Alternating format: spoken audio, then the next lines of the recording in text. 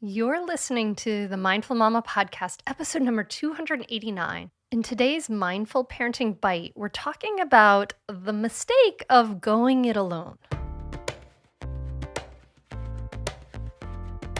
Welcome to the Mindful Mama podcast, now with over 1 million downloads. Here it's about becoming a less irritable, more joyful parent. At Mindful Mama, we know that you cannot give what you do not have, and when you've calm and peace within, then you can give it to your children. I'm your host, Hunter Clark-Field's Mindful Mama mentor. I help smart, thoughtful parents stay calm so they can have strong, connected relationships with their children. I've been practicing mindfulness for over 20 years. I'm the creator of Mindful Parenting, and I'm the author of Raising Good Humans, a mindful guide to breaking the cycle of reactive parenting and raising kind, confident kids. Welcome back to the podcast. I'm so glad you're here. Thank you for joining me. I'm so happy to be talking about this going it alone phenomenon. And if you're new, a special welcome to you. This is a Mindful Parenting Bite. We have so many wonderful Mindful Mama podcast episodes, and Mindful Parenting is the membership and course that this podcast supports. And I want to share some of it with you to help you go deeper, help you dive into some of these concepts. Today, we're going to talk about the idea of going it alone and why it's such a big mistake. You'll kind of see what I mean. And we're going to talk about this idea of alloparenting. So I'll talk about that a little bit more. But I just want to thank you. I'm so glad you're here and can't wait to dive into this. Yay! Okay.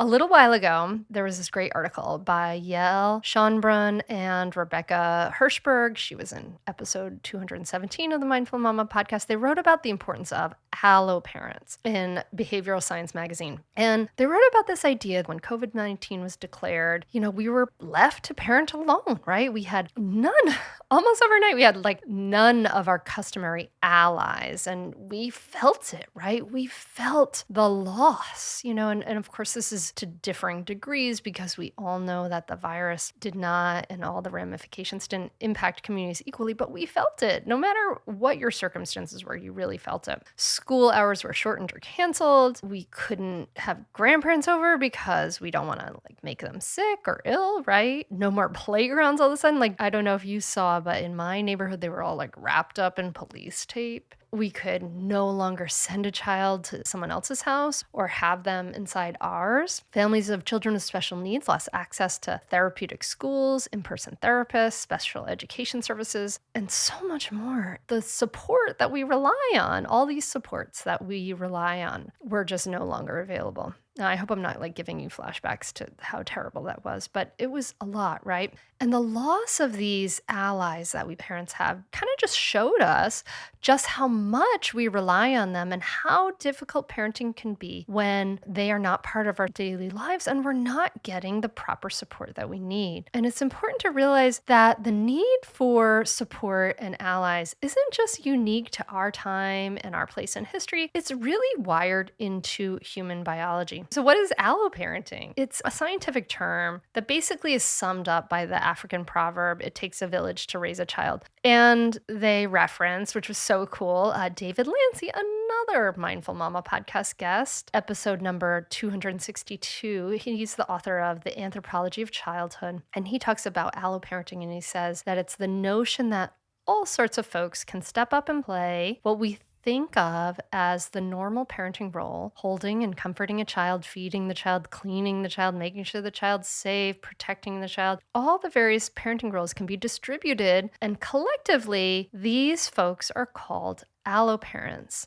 And I encourage you to go back to episode 262 because it's really interesting to see that this idea that we have of kind of going it alone in our modern world is really a really new idea to human evolution and history. It's just was not something that was done for most of human history. In fact, in pre-modern times, alloparents, they included grandparents and other kin. They all lived close together in the same village, right? But now We have families separated by huge geographical divides, and so we've had to learn to be resourceful in securing other alloparents, right? So we've been resourceful. We now include social workers and therapists who watch out for our kids' safety and well-being, teachers who attend to their cognitive development, daycares and babysitters allow us to do our work and take a break, and parent coaches too. These allies, they might be paid, they might be unpaid, they might be intensely loving, or they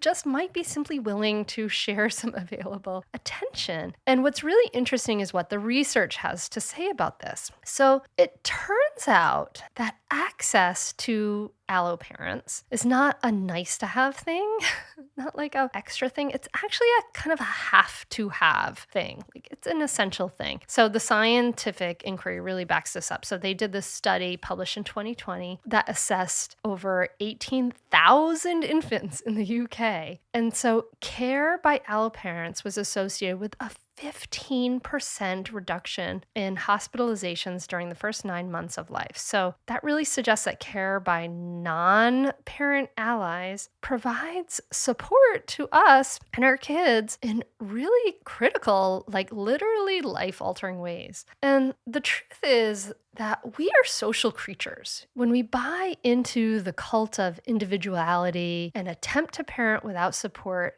not only do we suffer, but our children suffer. We are not at our best. We are not offering our best. So it's a real big mistake to go it alone. For example, even just small things like the mistake of going it alone it goes across the board, especially for those of us in like the United States, Western cultures. Oh my gosh. For example, you may have heard me talk about the power of mindfulness before, right? How it helps us build this muscle of non-reactivity, how it's a superpower that we need. And so you may have tried it all by yourself. Maybe you read some books all by yourself and hoped that some of that information stuck, right? You may have even learned some new tricks or two, or even some really, really helpful communication advice, but then you go to implement it and you still fail. Then you feel more irritable and more frustrated because now you should know what to do. You read it in a book. I tried that mindfulness thing. I read it in a book. Now I should know what to do. So I'm just wondering, like, has this happened to you? Because this has happened to me. We make this mistake because we're taught by our culture that parenting and kind of everything should be instinctual, right? We're taught by our culture that parenting should be instinctual and that we should be independent and we should be superwoman, right? We should be able to do everything on our own. You know, I'm exaggerating, but really we can drink this Kool-Aid without even realizing it. You know, you're a smart person. You may have gotten straight A's in school. You've probably mastered many things in your life. Of course, you think that you can be DIY Debbie, right? Like do it yourself for mastering something like parenting mindfully too, right? Of course we do. And we think that gathering more information helps. We always want more, right? We think we can just DIY it with more information, but what we really need, especially in the realm of parenting mindfully and parenting, is we need support, right? This is what this whole episode is about, but we also need really clear, actionable method with that support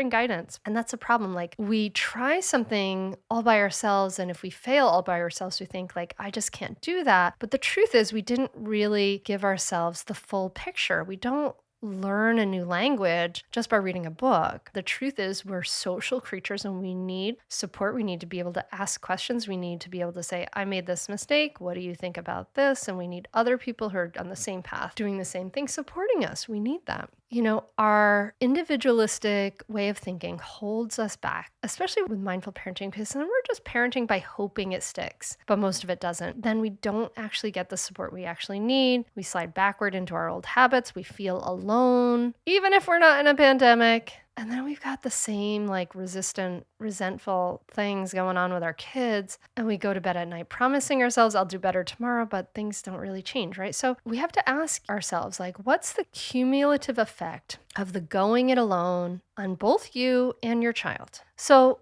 I have some important takeaways from this that I want you to listen for. Parents are not weak for needing alloparents by our side.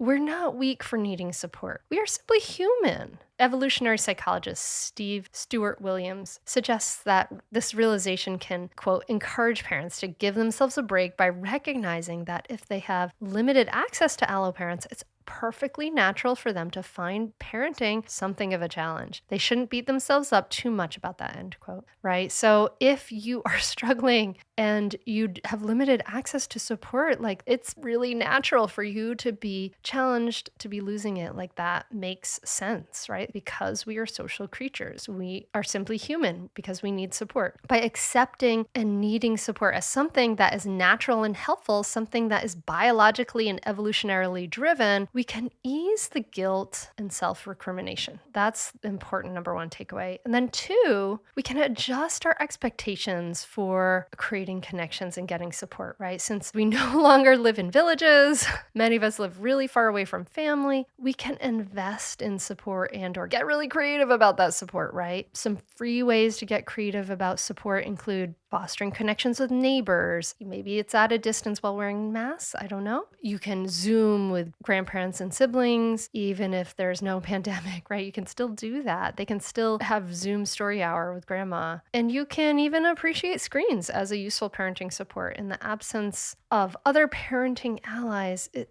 really just is perfectly sensible to use the resources you have. I want you to stop thinking that there's something wrong with you, though. We're simply human, right? It's simply biologically and evolutionarily driven that parenting requires support, requires skills, tools, and practices that we need to learn, and greater challenges require greater resources. If you're feeling that feeling of like being frustrated and stressed, if you're feeling that stress in your body, that is a message that things are out of balance and you may require greater resources. That's what your body's telling you. And so when you stop making this mistake of thinking that you need to go it alone, you can actually get the help you need to make lasting changes. You can get the tools, the skills, the support, the practices, the community, coaching, the skills that you need to actually make those changes. Then you don't feel so alone anymore, right? You can heal your relationships and you can create cooperation, get your kids to listen to you by not creating so much resistance with unskillful language. That, at least that's what we do in mindful parenting, right? We work on that healing you and that getting your kids to listen to you from the inside out, all that stuff. So I'd love to know what your takeaway is from this. What do you think? Have you been laboring under the false idea that we have to go it alone, that this is instinctual, that I don't need any support? For me, it's like a sigh of relief. Oh, that's why this is hard. That's why this is hard. I need support, right? Like that makes all the difference in the world. So I'd love to know if this is helpful for you, what your takeaways are. I would love to hear where are your supports? How are you supporting yourself? And I hope you're really thinking about that. How can you be creative about it? If it's really, really hard, it means you need greater resources, right? Greater challenge requires greater resources, and you cannot give what you do not have. So you got to get it within you first. Okay, I hope this has been helpful, my friend. I'm so glad to connect with you. I'd love to hear your feedback on these little mindful parenting bites, and I'm wishing you peace and joy and a break if you need it, and support and all of that. Wishing you the best, my friend. Thank you so much for listening. Namaste. Well, it was yelling at my kids and feeling like there has to be another way to be able to see, okay, my self-care, prioritizing some time for me to just relax and to de-stress a little bit. That was huge. Like that switch of, oh, it's not what I need to learn to get my kids to listen. It's that I need to have something inside of me to give to them. So I think your quote, you cannot give what you do not have, sticks with me over and over. They are acting out in a way that's reflecting a need that they have. The way I talk to them, if it is coming from a mom who is calm and who has had time to reflect inwards, my speech to them is going to be so much more loving. You need to take this course because your children won't look at that time that you're taking for yourself as like, that's taking time, mommy's getting away from me during that time. It's that she is strengthening herself and building herself up to be able to respond better to me. All of those things go hand in hand and has just kind of made like a ripple effect in our family, and it's been transformative for us. I'd say definitely do it. It's really helpful. It will change your relationship with your kids for the better. It will help you communicate better. And just, I'd say communicate better as a person, as a wife, as a spouse. It's been really a positive influence in our lives. So definitely do it. I'd say definitely do it. It's so worth it. The money really is inconsequential when you get so much benefit from being a better parent. to your children and feeling like you're connecting more with them and not feeling like you're yelling all the time or you're like, why isn't things working? I would say definitely do it. It's so worth it. It'll change you. No matter what age someone's child is, it's a great opportunity for personal growth and it's a great investment in someone's family. I'm very thankful I had this. You can continue in your old habits that aren't working, or you can learn some new tools and gain some perspective to shift everything in your parenting. Are you frustrated by parenting? Do you listen to the experts and try all the tips and strategies, but you're just not seeing the results that you want? Or are you lost as to where to start? Does it all seem so overwhelming with too much to learn? Are you yearning for a community of people who get it, who also don't want to threaten and punish to create cooperation? Hi, I'm Hunter Clark-Fields, and if you answered yes to any of these questions, I want you to seriously consider the Mindful Parenting membership. You'll be joining hundreds of members who have discovered the path of mindful parenting and now have confidence and clarity in their parenting. This isn't just another parenting class. This is an opportunity to really discover your unique, lasting relationship, not only with your children, but with yourself. It will translate into lasting, connected relationships, not only with your children, but your partner too. Let me change your life. Go to mindfulparentingcourse.com to add your name to the waitlist, so you will be the first to be notified when I open the membership for enrollment. I look forward to seeing you on the inside. mindfulparentingcourse.com.